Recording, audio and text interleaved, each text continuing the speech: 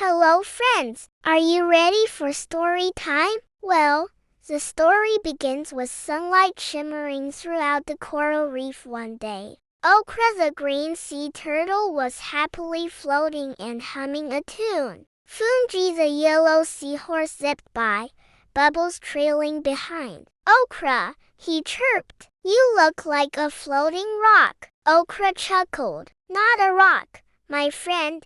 I look like a thinker. I'm thinking about stories. Stories?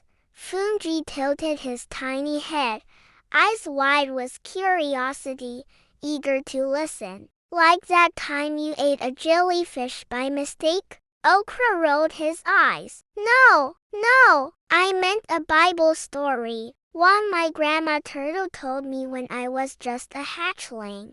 Whoa!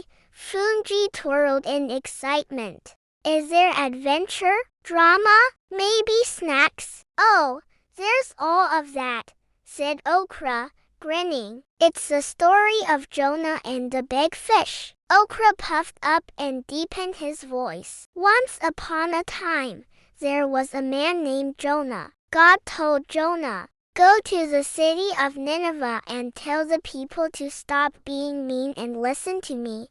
Foongee blinked. So, Jonah said okay? Actually, said Okra, chuckling, he said nope. He was too scared and didn't want to go. He heard stories of all the mean things the people of Nineveh were doing. Jonah thought he could swim away from God.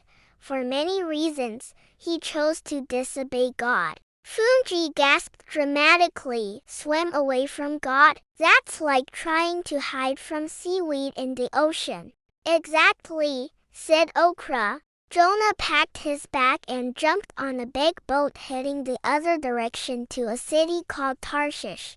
Classic mistake, Foongee muttered, shaking his head and rolling his eyes in disbelief. Never mess with directions or divine instructions, my friend. It's just not smart. Okra waved his flippers excitedly, trying to hold Foongee's attention. Jonah's boat started to rock and roll.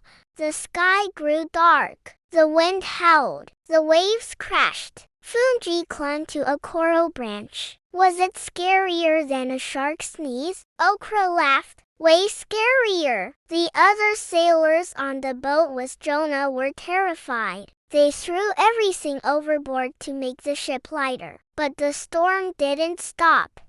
Then they tried to row to the shore but couldn't. Foongee the yellow seahorse asked, why not? Okra said, lowering his voice. Because Jonah knew it was his fault. He told the other sailors, throw me into the sea, and the storm will stop. Foongee's eyes went wide. He volunteered for a belly flop into a storm? Yes, he did. Then the sailors prayed and asked God not to be mad at them for what they were about to do. After the prayer, they tossed him over, and just like that, whoosh, the sea grew calm.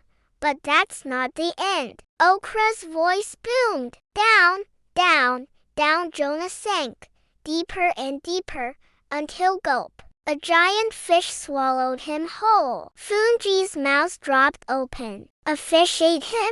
It ate him whole. Ew! Did he scream? Okra nodded. Probably at first, but inside the belly of that big fish, Jonah prayed. He said, God, I'm sorry. I'll do what you asked.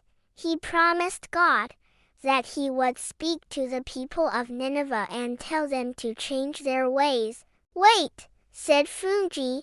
He prayed. Inside a fish's stomach? Yes, smelly, squishy, but sincere, said Okra, wrinkling his nose. Oh, and after 3 days, God told the fish, spit him out. The fish obeyed God and spit Jonah out right away. Foongee burst out laughing. 3 days, inside the smelly, squishy, big fish? Then what happened? Okra said, smiling proudly. Well, Jonah finally went to Nineveh.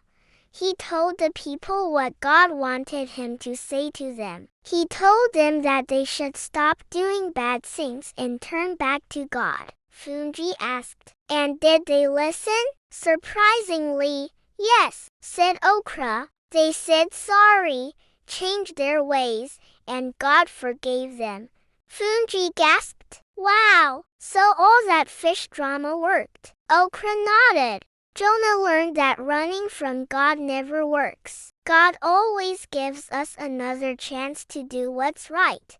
Foongee tapped his chin with a fin. "So, what kind of fish was it?" Okra shrugged. "No one really knows. Maybe a whale. Maybe a huge grouper. Maybe a mega tuna." Foongee said, "I bet it had a huge mouth. That's the only way he would fit." One gulp of Jonah. Extra foam. Okra laughed so hard he almost flipped over. "You're ridiculous, Foongee." "I know," said Foongee proudly. "But tell me this. Did Jonah smell like fish forever after?" "Probably," said Okra, grinning. "But I think he smelled even more like obedience." Foongee chuckled. "I bet he did." Okra floated quietly for a moment, his tone softening. "Foongee, that story reminds me. Sometimes God asks us to do things that seem scary or hard, but when we obey, amazing things happen."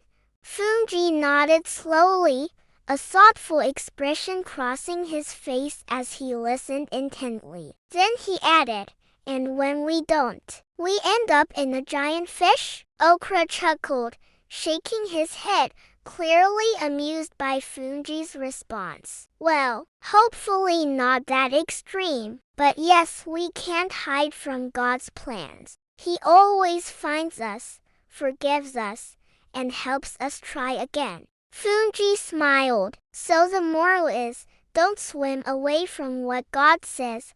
He loves you, forgives you, and gives you another chance to do the right thing." "Exactly," said Okra. "And maybe listen the first time." Foongee twirled happily. "That was the best story ever. I will listen to God always and stay out of the mouths of giant fish." They both laughed, their giggles bubbling all the way to the surface. And as the ocean shimmered in the sun, Okra and Foongee drifted happily side by side, exploring the colorful coral reef together. The two little storytellers beamed with excitement, dreaming of sharing the amazing wonders of God's love beneath the sparkling waves of the sea.